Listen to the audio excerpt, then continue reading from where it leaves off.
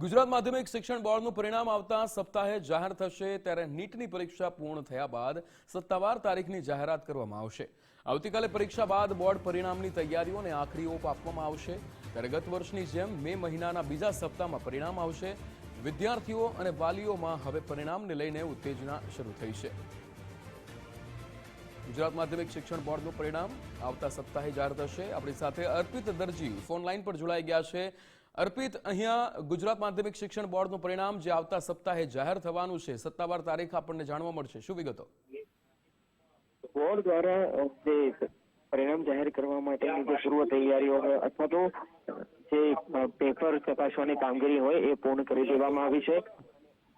આવતીકાલ સુધીમાં અધિકૃત રીતે તારીખની જાહેરાત થઈ શકે છે, કેમ કે મોટાભાગે દર વર્ષે ગુજરાત બોર્ડ દ્વારા એ વાતનું ધ્યાન રાખવામાં આવતું હોય છે કે નીટ યુજીની પરીક્ષા હોય છે એ પરીક્ષા પૂર્ણ થયા બાદ પરિણામ જાહેર કરવામાં આવે, જેથી કરીને જે નીટની પરીક્ષા આપવા જતા વિદ્યાર્થીઓ હોય તેઓ પરિણામને લઈને ચિંતા ન અનુભવે એ પ્રકારનું ખાસ ધ્યાન રાખવામાં આવી રહ્યું છે। એટલે બની શકે છે કે આવતીકાલે અથવા તો આજે સાંજ સુધીમાં અધિકૃત તારીખની જાહેરાત થઈ શકે છે, પણ એ વાત ચોક્કસ છે, એ વાત કન્ફર્મ છે કે આવતા વીકમાં સોમવારથી લઈ શનિવાર સુધીમાં ગમે ત્યારે ધોરણ 10 અને 12 ગુજરાત માધ્યમિક અને ઉચ્ચતર માધ્યમિક શિક્ષણ બોર્ડના પરિણામની તારીખ જાહેરાત થઈ શકે છે, અથવા તો એ પરિણામ પણ આવતા સપ્તાહે જાહેરાત થાય એવી પૂરેપૂરી શક્યતાઓ હાલ જોવા મળી રહી છે।